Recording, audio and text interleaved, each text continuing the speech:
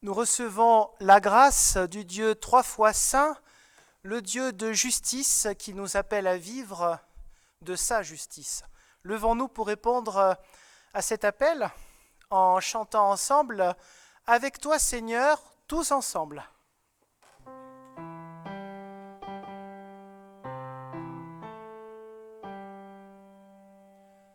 Avec toi, Seigneur, tous ensemble,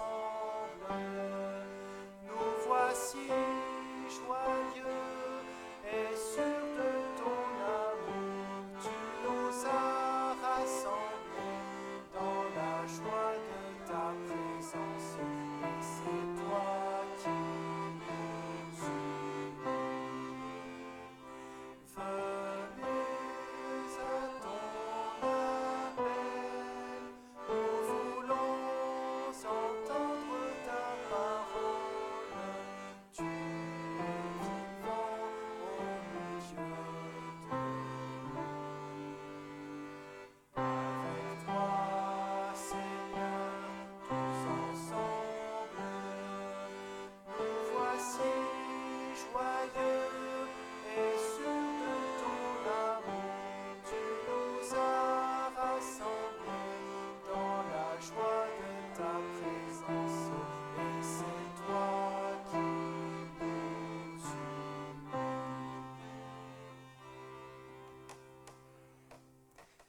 Bienvenue à vous tous pour ce temps du culte, avec la parole de Dieu qui nous rassemble et nous exhorte chaque jour. Nous prions pour le temps de la louange. Père, nous te rendons grâce d'être notre Dieu. Nous te rendons grâce de nous avoir dit que tu es un Dieu à qui l'injustice est insupportable. Nous te rendons grâce de nous avoir dit, par le prophète Amos, que tu ne pouvais endurer qu'on piétine le faible, opprime le juste, et rende toujours un jugement défavorable aux pauvres.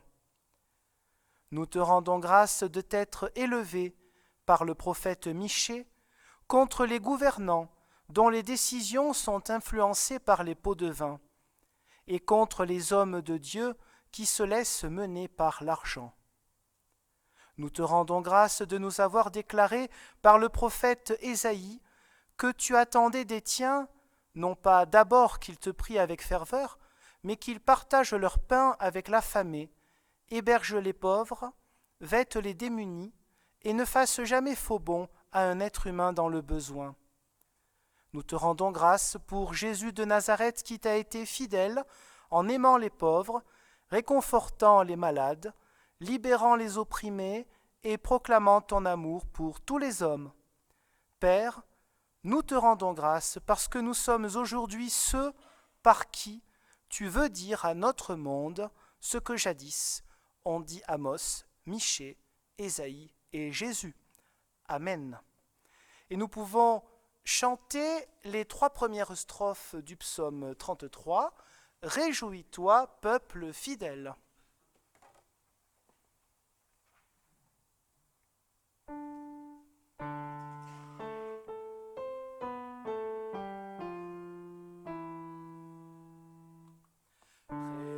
Réjouis-toi, peuple fidèle, acclame Dieu à pleine voix, sa louange excellente et belle, dans la bouche des hommes droits, sur un air de fête, sonne les trompettes.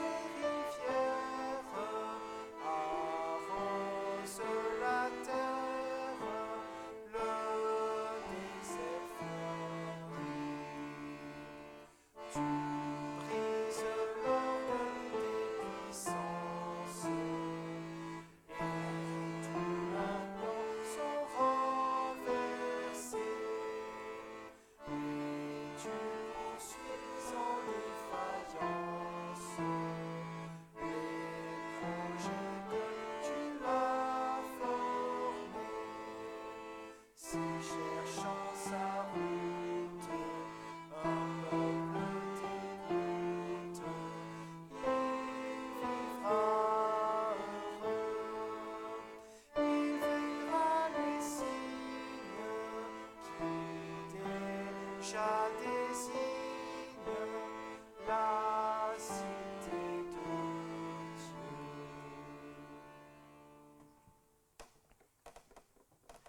Rappelons-nous deux versets dans le livre du Deutéronome, au chapitre 9, versets 6-7. Sache donc que ce n'est pas à cause de ta justice que l'Éternel ton Dieu te donne ce bon pays pour que tu en prennes possession, car tu es un peuple rétif. Souviens-toi, n'oublie pas que tu as irrité l'Éternel dans le désert, depuis le jour où tu es sorti d'Égypte jusqu'à votre arrivée en ce lieu, vous avez été rebelles envers l'Éternel.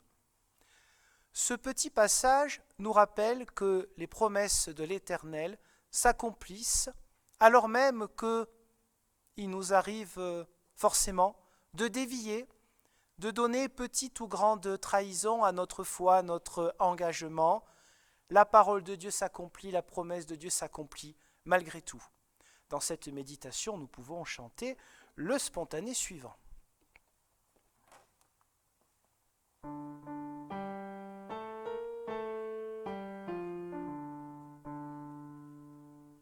Ô Seigneur, dans mon cœur, je t'écoute. Ta parole est une lampe sur ma route. Tu nous dis d'aimer tous les autres, nos frères, mais pour les aider, il nous faut ta lumière. Ô Seigneur, dans mon cœur, je t'écoute.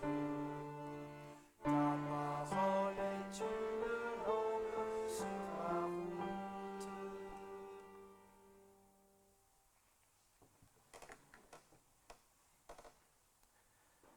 Éternel notre Dieu, nous voulons te demander pardon pour tous ces moments où nous nous pensons tellement méritoires avec nos divers engagements positifs, parfois en ton nom. Et voici que nous oublions que tout don, tout bienfait viennent de toi, et que le positif, le bénéfique que nous pouvons vivre pour les autres n'est que la conséquence et non pas la cause de cette foi, de cette lumière que tu places en nous et que tu nous invites à développer chaque jour dans notre vie et pour celle des autres. Seigneur, en toute confiance en ta grâce, nous te demandons pardon. Amen. Et nous pouvons chanter en restant assis, « Viens, je te prie, change mon cœur ».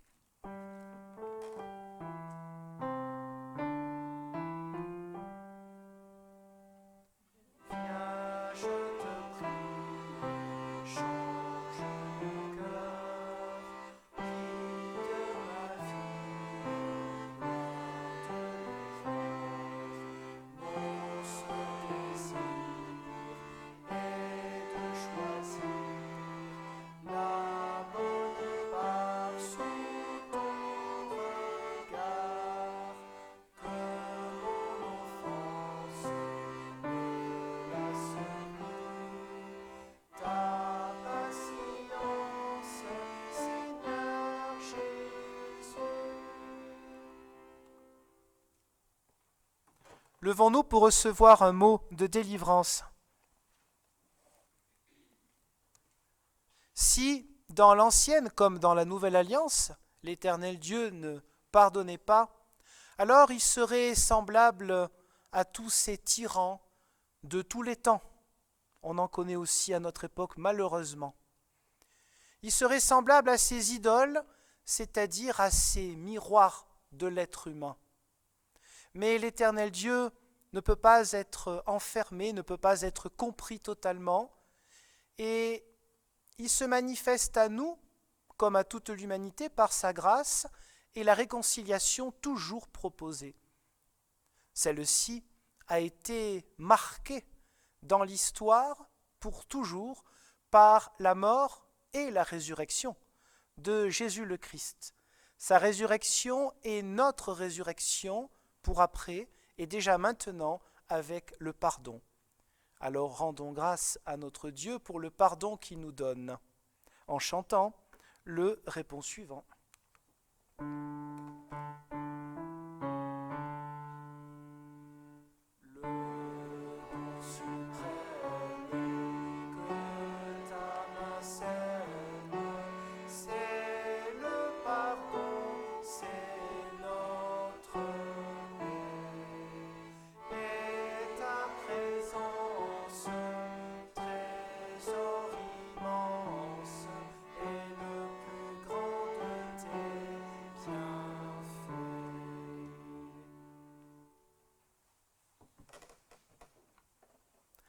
Prions avant d'écouter d'autres textes bibliques.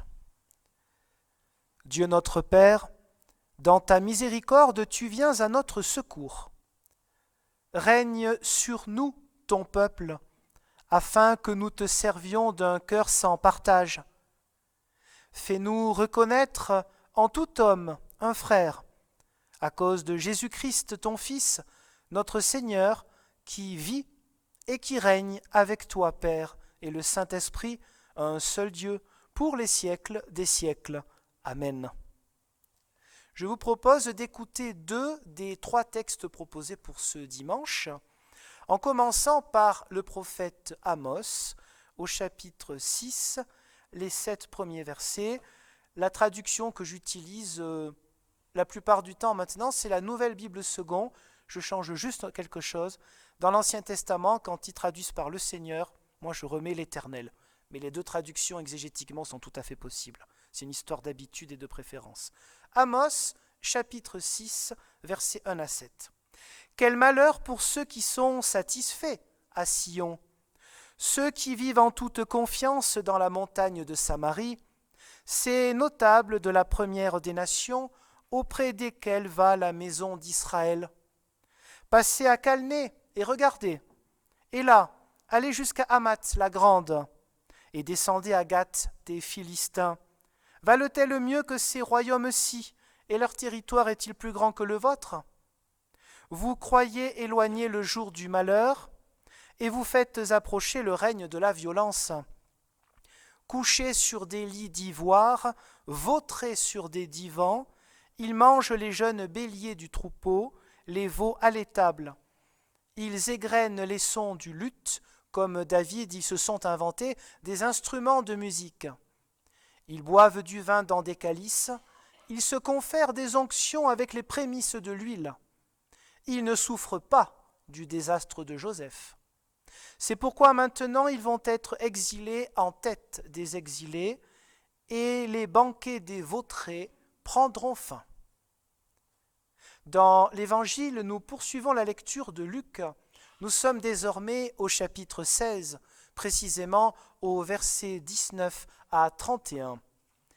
Il y avait un homme riche qui s'habillait de pourpre et de fin lin, et qui chaque jour faisait la fête et menait brillante vie.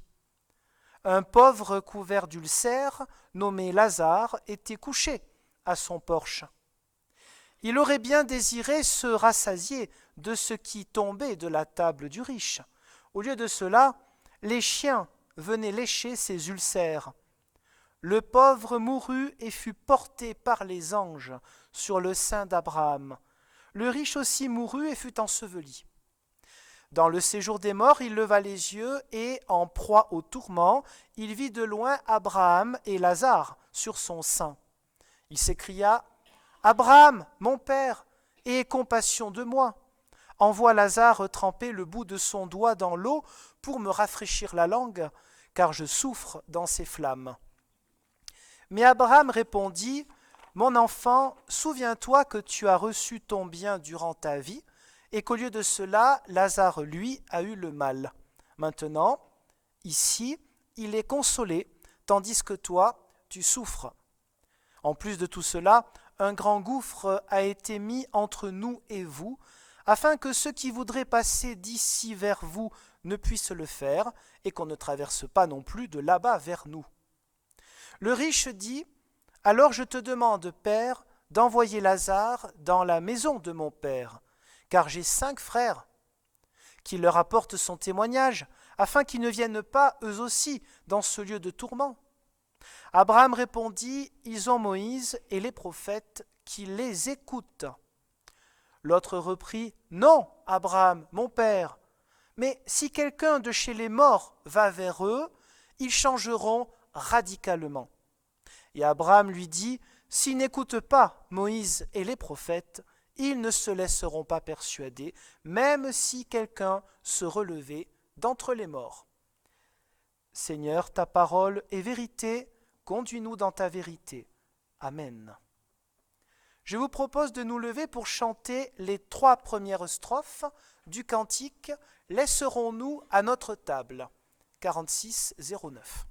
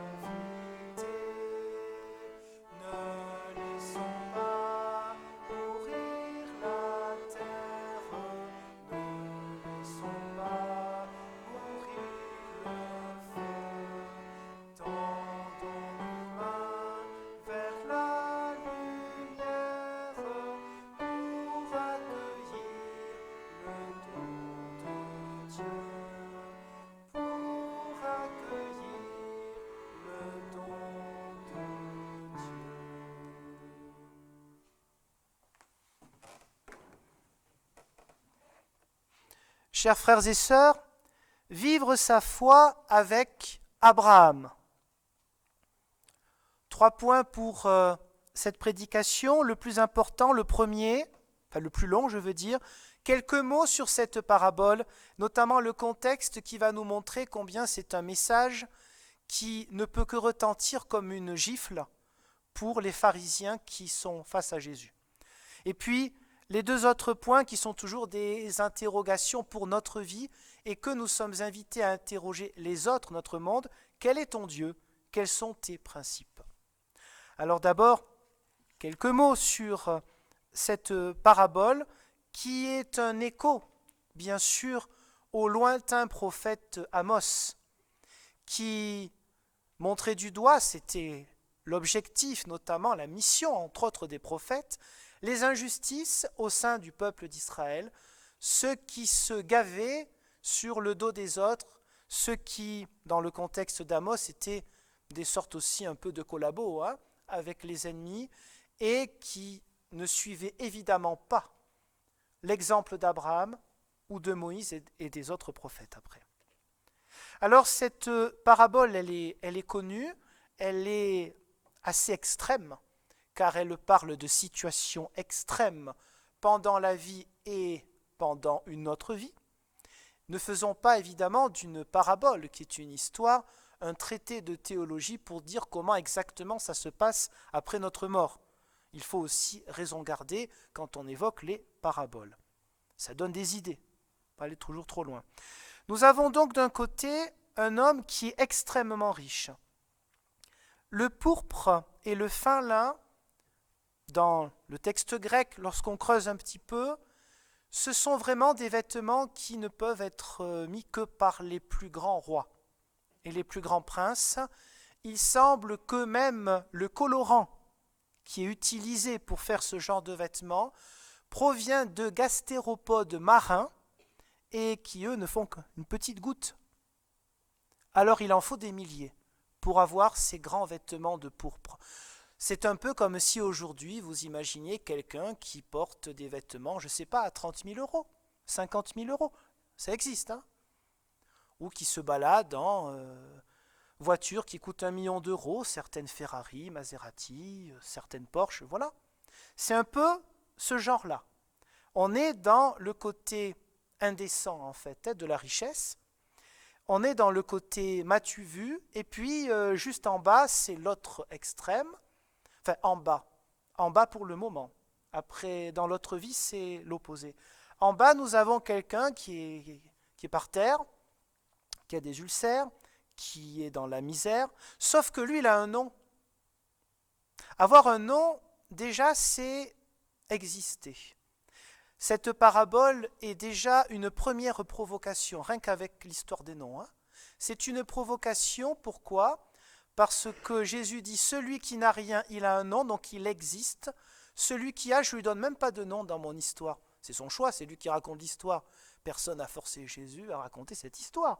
Donc s'il choisit de ne pas donner un nom à l'homme riche, c'est pour dire qui c'est qui existe vraiment ? C'est l'autre. C'est pas celui qui fait la fête tous les soirs et qui mène brillante vie.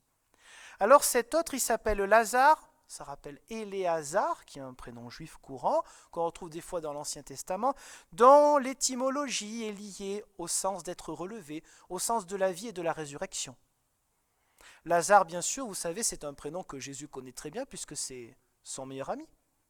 Lazare, sa sœur Marie-Madeleine et l'autre sœur Marthe. Bon.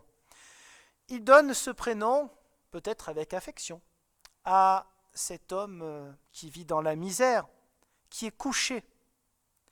Et on est chez Luc, petit écho peut-être à la parabole des deux fils, vous savez, le fils cadet qui a tout flambé, à un moment, il garde des cochons, animal impur. Là, nous avons le chien. Les chiens, c'est un autre animal très impur pour la religion juive. Pour nous, occidentaux, français, on sait aussi pour les Anglais, on a beaucoup vu ça dans les informations, le chien est un animal qu'on apprécie plutôt, un animal qui donne beaucoup d'affection. Un animal qui a aussi, quand il est bien dressé, l'opportunité de guider des aveugles, de renifler les drogues, c'est utile aussi, ou de renifler quand il y a des corps, ou peut-être des vivants sous les décombres d'un tremblement de terre. Donc bien sûr, nous, notre image des chiens, qu'on aime ou qu'on n'aime pas trop, mais quand même plutôt positive en Occident. Ce ne sont pas déjà les mêmes chiens qui sont là-bas, en Moyen-Orient, et c'est une histoire de culture, tout ça. C'est un animal impur. C'est un animal impur qui va lécher les ulcères de ce pauvre misérable, c'est-à-dire qu'il a tout contre lui. Il a même l'impureté qui se frotte à lui. Ça ne peut pas être pire, comme le cadet quand il gardait les cochons. Sauf que le cadet, il avait, entre guillemets, un peu cherché. Lui, il n'a pas cherché. c'est comme ça. Autre interprétation possible qui serait encore une gifle pour les pharisiens qui écoutent Jésus, on pourrait penser que qui s'occupe de ce misérable? Des chiens. Toi, pharisien, qui te prétends fils d'Abraham, d'où le thème d'Abraham, il disait tout le temps, nous sommes fils d'Abraham, pas vous, pas les Sadducéens, pas les autres, évidemment pas Jésus. Nous sommes les vrais, les purs, comme si la foi c'était une question de race. Bon, il y en a qui pensaient ça. Nous sommes la race pure, les pharisiens. Vous êtes des faux juifs, donc vous valez autant que les païens, donc vous terminerez, entre guillemets, en enfer. Le mot vient plutôt après, mais on va dire, vous terminerez dans le côté négatif du séjour des morts. C'est ce que disaient les pharisiens, beaucoup d'entre eux, en tout cas, pas tous, mais beaucoup. Et là, qui s'occupe de ce misérable?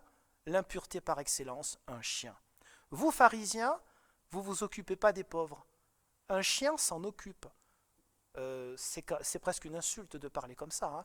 Bon, c'est dit l'air de rien, hein, c'est une parabole. Le pauvre meurt, il est porté par les anges. L'autre, il est enseveli. Bon, déjà, dans la même phrase, on voit la différence. Hein. Même avant de parler de la suite, porté par les anges. Alors, les pharisiens ne s'occupaient pas des pauvres. Les pharisiens considéraient que les pauvres étaient des inutiles parce qu'ils ne pouvaient évidemment pas apporter d'argent pour l'exercice du culte.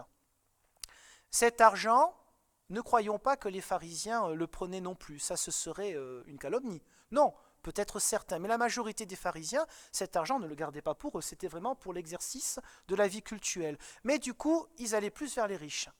Et les autres n'existaient pas à leur propre regard. Contexte important pour comprendre pourquoi cette parabole, je dis qu'elle est une sorte de gifle pour les pharisiens. Alors, les vrais fils d'Abraham, ceux qui se prétendent tels, ceux qui ne s'occupent pas des pauvres, là, dans cette parabole, ils atterrissent où? Dans les flammes. Et celui qui n'a été regardé par personne, n'a été aidé par personne, lui, il est élevé par des anges. Le vocabulaire n'est pas choisi par hasard. Hein. Il est porté vers Dieu, en fait. Alors, Jésus fait exprès de dire le Saint d'Abraham. Une expression particulière pour dire qui est le plus près d'Abraham? Vous, les pharisiens? Mais votre comportement montre exactement l'opposé. C'est pas parce que vous dites nous sommes les fils d'Abraham, nous sommes la race pure, que vous l'êtes. Il y a les mots et puis il y a le comportement. C'est Lazare, celui qui a un nom, celui qui est signe de résurrection, qui va se retrouver le plus près d'Abraham, parce que vous n'avez pas été près d'Abraham dans votre vie. Alors ensuite, on a tout ce dialogue, je ne vais pas non plus trop revenir là-dessus, pour pas être trop long, mais nous avons là encore plein de clins d'œil appuyés. Si même quelqu'un revenait des morts, il ne croirait pas. Alors la traduction l'a dit, ils changeront radicalement, ou en fait ils vont se convertir, qui est un changement radical, c'est-à-dire à la racine de notre vie. Eh bien non, même si quelqu'un se relevait d'entre les morts. C'est un message presque subliminal de Jésus, de ce qui va lui arriver à lui. Lui, il va ressusciter. Est-ce que vous, pharisiens, vous y croirez quand je serai ressuscité? Quoi qu'on puisse vous mettre devant le bout de votre nez, si vous êtes fermé, vous êtes fermé. Et c'est vrai qu'on ne peut pas forcer, et on ne doit pas chercher à forcer un être humain à se convertir. C'est malheureusement arrivé dans l'histoire du christianisme. Pas que l'Église romaine, hein. Les colonies britanniques étaient pas mal là-dessus aussi, et c'était pas l'Église catholique romaine. Hein. Bon, tout le monde en a eu pour son grade dans ce comportement antichrétien qui est de chercher à convertir les autres. Quand je dis tout le monde, ça ne nous concerne pas nous, puisque nous ne l'avons pas fait nous. On ne peut pas se reprocher à soi ce que d'autres ont fait. On se reproche à soi ce que soi nous avons fait. C'est tout. Sinon, on est dans la logique raciale, aussi stupide des pharisiens ou d'autres, de payer pour ce que des ancêtres ont fait. Non, on paye pour ce qu'on fait soi. Point final. Ça, c'est un message biblique. N'aurez pas à supporter le poids du péché de vos ancêtres. C'était une petite parenthèse, toujours utile à notre époque. Donc cet homme-là, qui faisait bombance, tout ça, qui n'a pas vécu comme un vrai fils d'Abraham, eh bien, il cherche maintenant à ce qu'au moins sa famille soit épargnée. Mais ça, on n'est pas à leur place. Et ce soi-disant fils d'Abraham, d'ailleurs, il parle à Abraham en disant « mon père », Mais il n'a jamais écouté Abraham pendant sa vie. Puisque pendant sa vie, il a fait quoi? Est-ce qu'il a fait ce chemin de conversion? Est-ce qu'il a fait comme Abraham? Est-ce qu'il est parti en exil? Est-ce qu'il a coupé la racine des idoles? Non, Abraham, il a coupé la racine des idoles de ses ancêtres. Et ça coûte. C'est un arrachement affectif et autre que de partir et dire non, je choisis de suivre le vrai Dieu unique, pas toutes vos idoles. Cet homme-là, dans sa vie, il ne l'a pas fait. Son idole, comme dirait Paul à un autre moment dans une lettre, votre Dieu, c'est votre ventre. Ça colle un petit peu avec cette histoire-là. Et puis, bien sûr, aujourd'hui, on dirait la starification. Pensez bien que faire la fête tous les soirs, il n'est pas tout seul. Il n'était pas tout seul. C'était pour se faire mousser. C'est la jet set, si vous voulez, de cette époque-là. Et les gens sont là, ils veulent être à côté de l'homme riche pour peut-être avoir une place, gagner un peu plus d'argent, être bien vu. On est dans l'idolâtrie, c'est-à-dire le miroir. Qu'est-ce qu'une idole? Un miroir. On se complaît dans son miroir. On veut être adoré, vénéré par les autres. Sauf que nous ne sommes pas Dieu. On est des êtres mortels, limités en plein de choses, mais au sein même de notre limite et de notre péché, l'œuvre de Dieu est toujours possible. Quel est ton Dieu? Deuxième point, le Dieu de la conversion, c'est le Dieu qui est proposé, même par Jésus, malgré cette parabole cinglante, elle est proposée aussi aux pharisiens. Sinon, il ne la dirait pas. On a l'impression que rien n'est possible, que tout est bloqué, que tout semble bloqué déjà parce que, d'après cette histoire, une fois qu'on est mort, la conversion c'est terminé. On ne peut pas passer du mauvais côté au bon côté, là où on est près des anges, d'Abraham, de Dieu et de tous les autres. Donc ça déjà, c'est vrai que ça calme un peu comme histoire. Et de l'autre, effectivement, non, mais de toute façon, Abraham, ils n'y croiront pas. Bon, n'empêche, c'est quand même fait exprès pour nous poser des questions, est-ce qu'on va y croire? Quel est ton Dieu? C'est une question pour nous. Soit le Dieu d'Abraham, de Moïse et des prophètes, de Jésus le Christ, soit une idole. Il n'y a pas d'entre-deux. Ça ne signifie évidemment pas que le vrai Dieu ne guide pas tous ceux qui ne croient pas en lui. Vous savez bien que l'Esprit Saint souffle où il veut, et on voit beaucoup de gens autour de nous qui ont une aura, qui vivent comme des véritables disciples de Jésus le Christ, tout en étant athées, agnostiques ou croyant d'autres religions. C'est une évidence. On voit ça autour de nous et on rend grâce à Dieu pour ces disciples inconscients de l'être. C'est magnifique. Ça n'empêche pas évidemment que nous devons continuer à porter notre message de la conversion possible. La conversion, c'est chaque jour. Chaque jour, c'est un travail personnel. Alors évidemment, quel est ton Dieu? Quels sont tes principes? L'un des problèmes de cette parabole, c'est que nous pouvons nous dire, oui, mais ça ne me concerne pas. C'est vrai, cette parabole, qui est assez extrême, on se dit, mais attends, c'est un homme extrêmement riche, de l'autre, il y a quelqu'un qui est vraiment dans la misère. Nous, en toute bonne foi, on ne fait pas la fête avec des dizaines de milliers d'euros dépensés tous les soirs. Donc on peut se dire, c'est pas pour moi.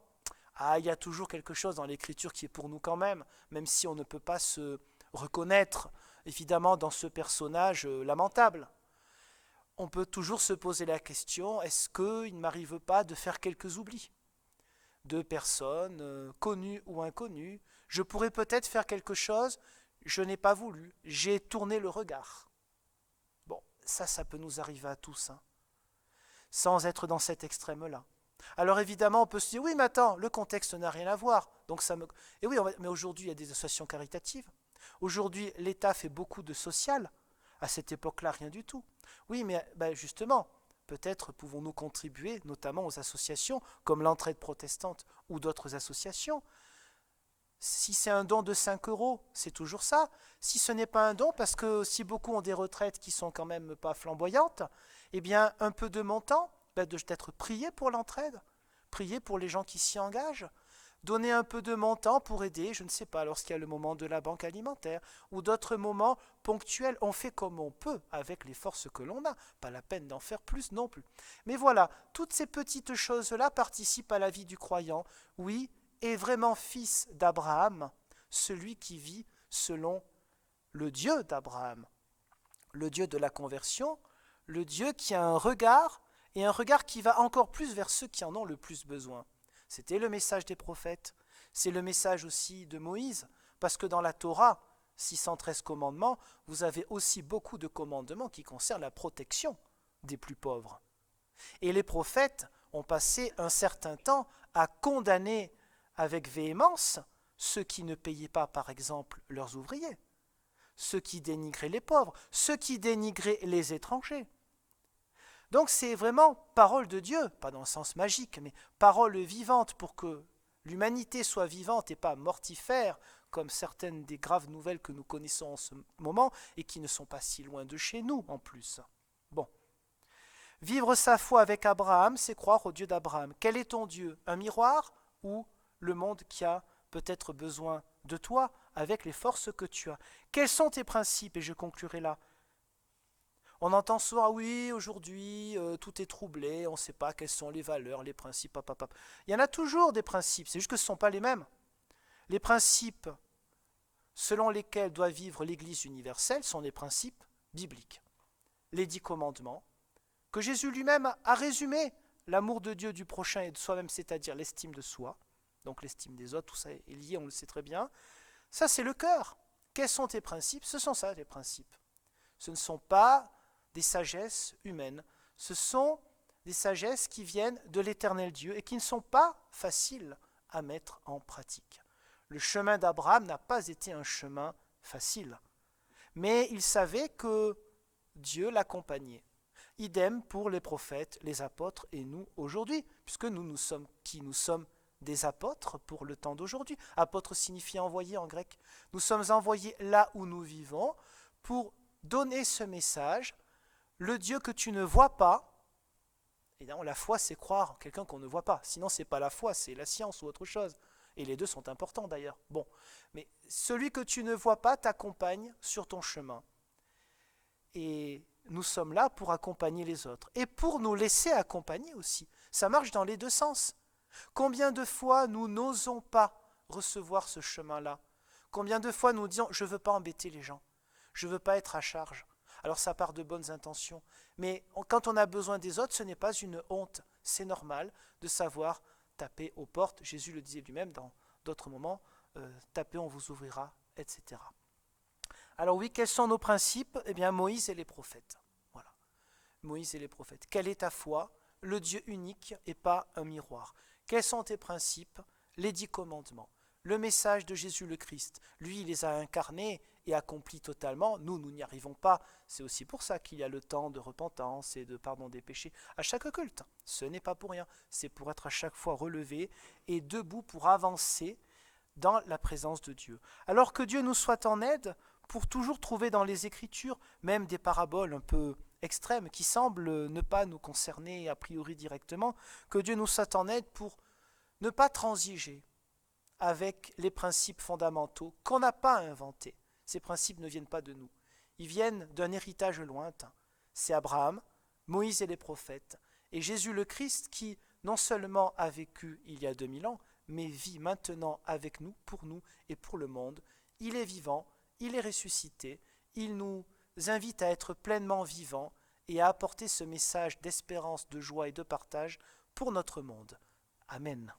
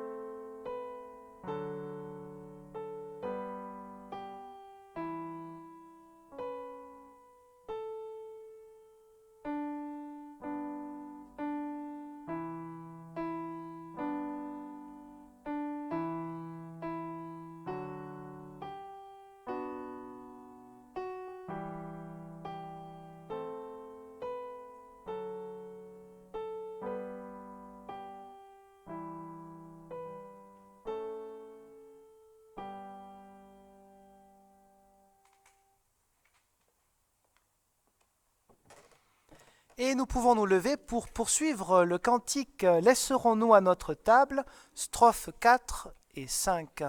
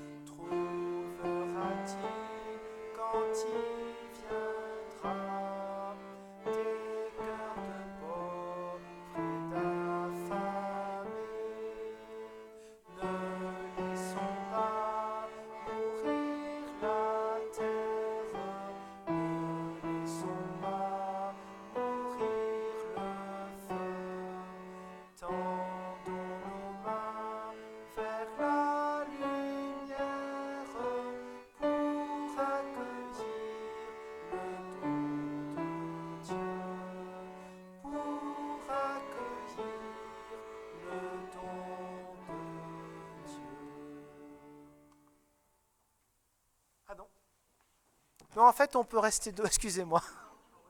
C'était pas fait exprès. Mais une prochaine fois, ce sera fait exprès, peut-être. Je vous taquine. Non, pour la confession de foi, je vous propose donc de lire ensemble le texte qui suit, qui a été écrit à Hanovre en août 88, 1988 précisément, par le Conseil œcuménique des Églises. Peut-être peut-il encore retentir pour nous aujourd'hui. Nous croyons en un Dieu d'amour qui nous appelle à rejeter toutes les idoles et veut entrer avec nous dans une étroite communion. Nous croyons au Dieu créateur qui nous appelle à travailler avec lui à l'établissement d'un avenir de justice, de paix et de joie. Nous croyons au Dieu proche qui participe totalement à la vie de ce monde, partage son espérance et souffre de sa souffrance. Nous croyons en Dieu qui s'identifie avec les pauvres et les opprimés, avec tous ceux qui voudraient croire et nous appelle à les accompagner dans leur lutte pacifique.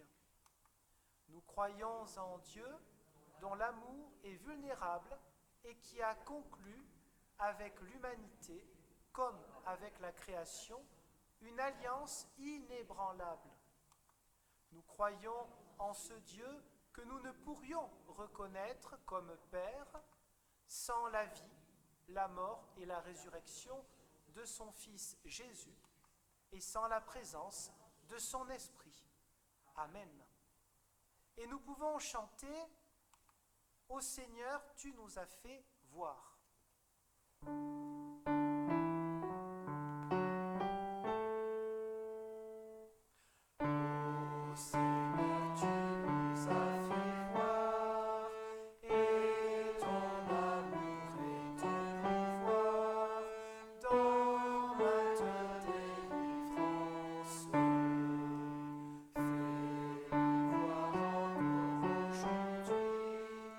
L'œuvre que ton amour construit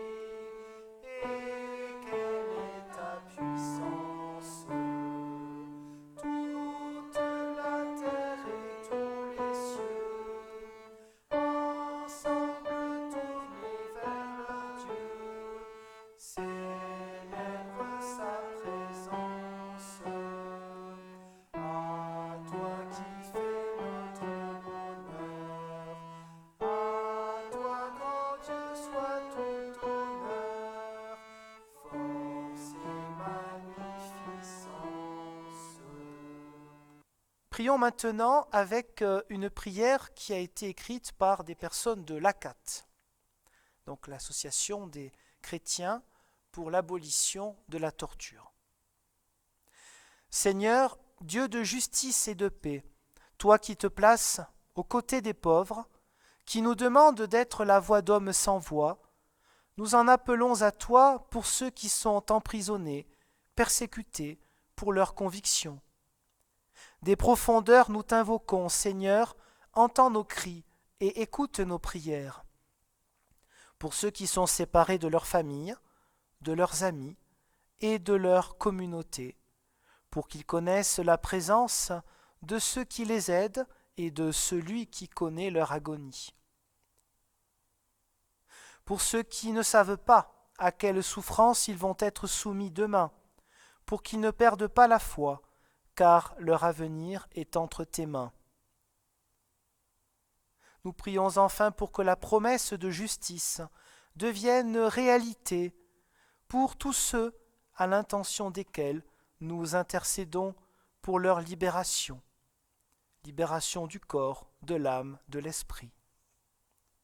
Des profondeurs, nous t'invoquons, Seigneur, entends nos cris et écoute nos prières, car en toi nous trouvons ce qui est à respecter, ce qui pardonne, ce qui renforce, ce qui ouvre sur le partage, l'élévation spirituelle.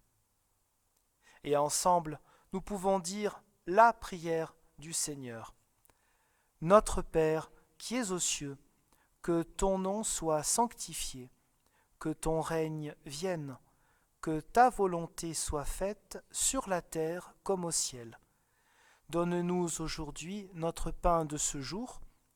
Pardonne-nous nos offenses, comme nous pardonnons aussi à ceux qui nous ont offensés.